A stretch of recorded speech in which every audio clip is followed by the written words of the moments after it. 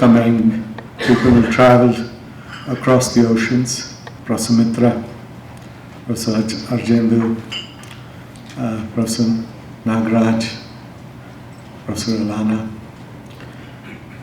When I say Alana, I'm kind of wondering whether my team was worried about diversity, asking about diversity, and they kind of dragged Alana in.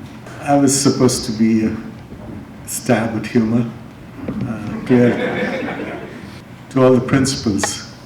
Clearly the diversity here is better. And I take this moment really to welcome all of you, primarily because I know how difficult it is for us to get away from what we're doing.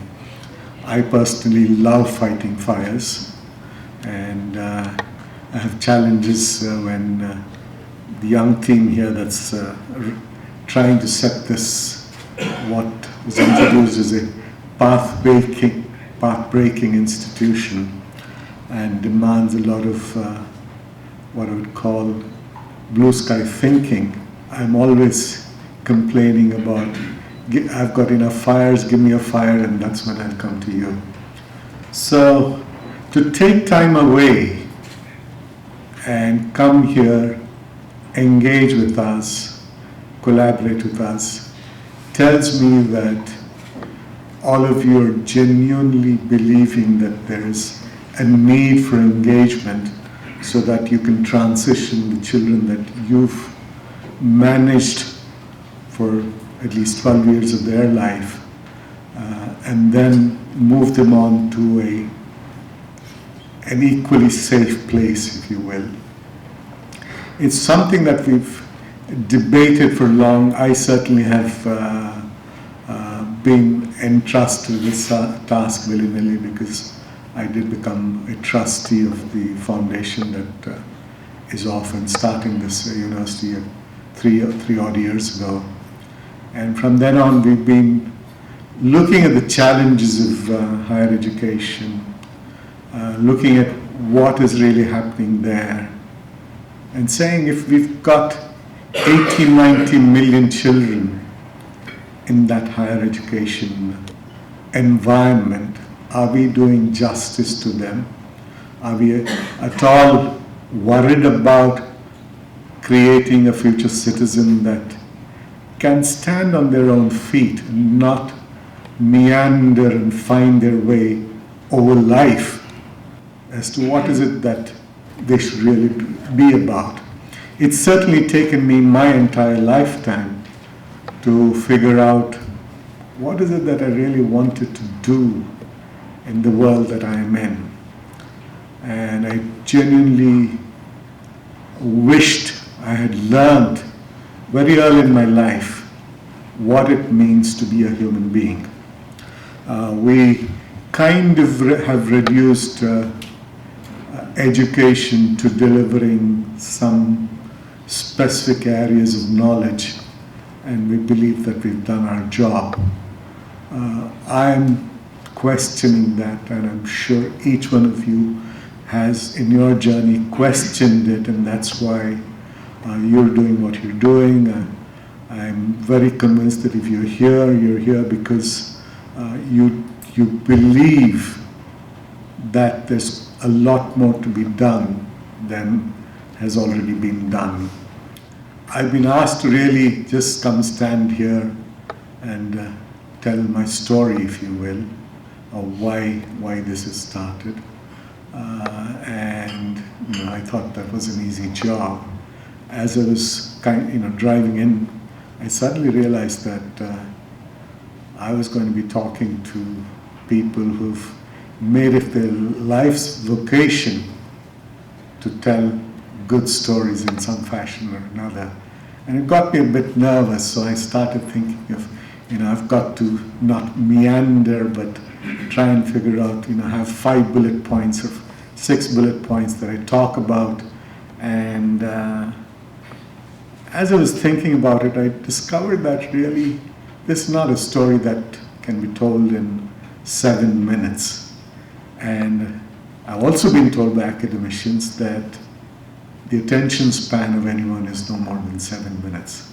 So I'm going to struggle with this a little bit.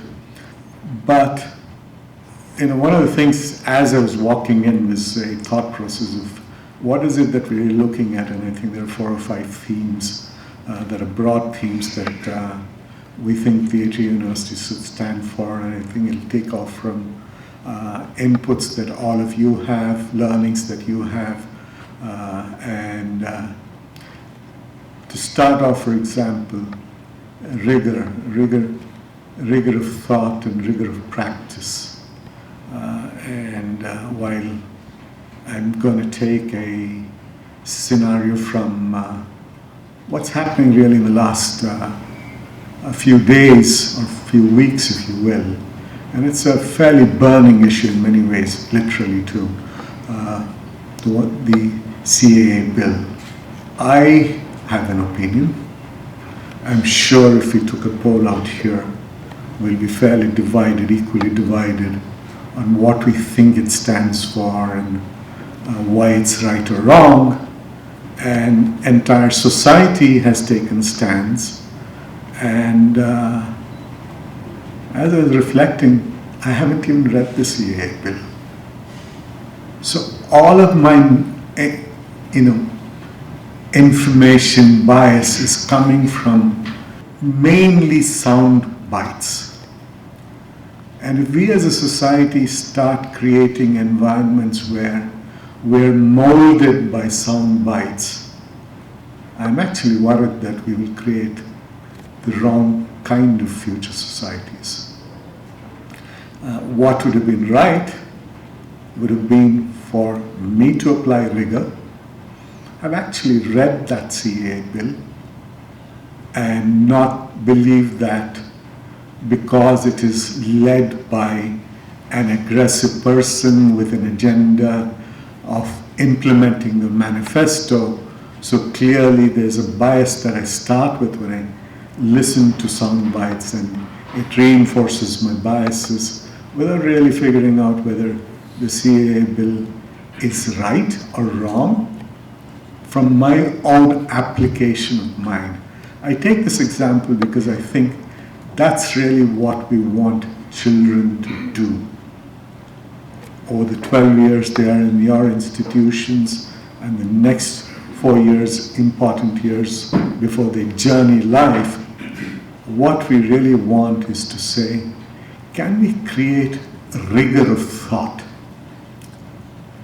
The other thing then is rigor of application. Invariably, institutions have learned willy-nilly to say, we've got to go off and deliver some knowledge. And how do you deliver knowledge? You deliver it in some fashion, and then how do you know you've actually delivered or not? You create a series of metrics called exams and tests. And we've then learned the art of training for testing. So we've lost the path, if you will, in terms of saying, why are we really here as institutions? We are here as institutions so that the child has learned the art of rigor of application. And what that really means is get the child to think. And testing thinking is not as simple as it sounds. So we've created a surrogate that we've done over centuries and said we're testing knowledge, and in the process come up with over centuries an ossified system that really is out there testing what I call absolutely the wrong things. Certainly in today's world. I mean, there may have been a time when acquisition of knowledge per se was very, very important. But in today's world, when you've got Google as your assistant, I think that's really not why we should be here. We should be moving beyond, and we should be saying, how do I make sure that the child, when they move on to real life, have that intrinsic ability to apply, to create that rigor of application. I think that's where we need to address the challenges. The third thing is really character and fortitude. We all talk about it. It turns out to be what I would call an hour's lecture conversation.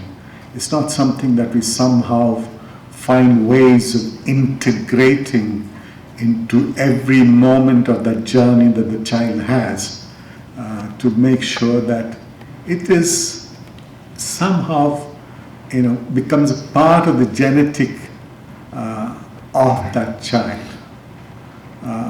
I can say that, as I've traveled my life's journey, I've muddled through, and I've said, I've been like an amoeba-like, if you will.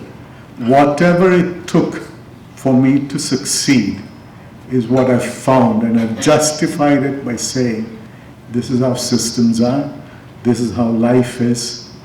And as I come towards the end of my life's journey, I'm starting to wonder if that path was right. And it's so much more difficult to come from where you are to where you think you should be if you haven't created an environment for the child where they understand character and integrity, and it becomes part of them even before they graduate into real life. And I'm hoping that this institution, if it's measured by one thing, say 5 or 10 years from now, is that we've taught the child the art of grounding themselves in character, fortitude, and integrity. And I'm hoping that in that journey, clearly you are the ones that are shaping the minds. We will engage with you enough to make sure that each one of us becomes part of a larger whole, so that there's a seamless transition that happens right from day 1 to day 21, if you will, when the child goes off and leads a life in the real world. Because these are all areas of what I call controlled environments, and this is where shaping happens. And if we don't take those responsibilities seriously, I think we're just doing a job. There's no mission that we are pursuing, and unless we pursue mission, I don't know if we've lived a good life.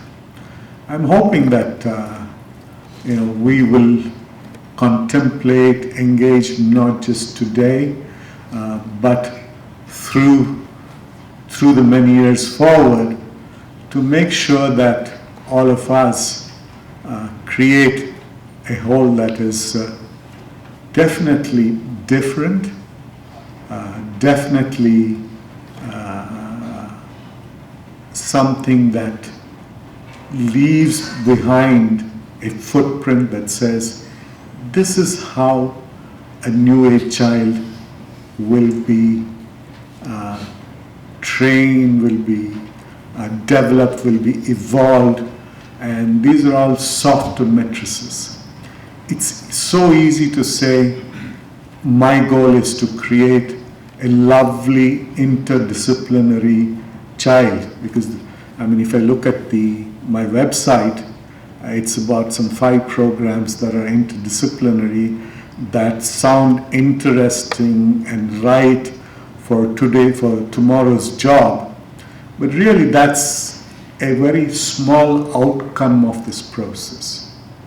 If I haven't taught a child anything in the domain that they're or the program that they're graduating in, but I've taught all these softer aspects, I think we've achieved a goal.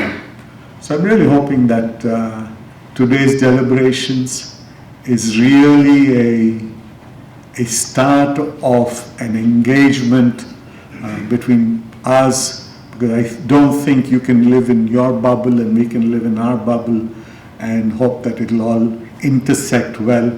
I think there's a great importance to engaging with each other rigorously, robustly, and without acrimony, being, putting your points across to a point where there's absorption both sides and we create a single whole, if you will.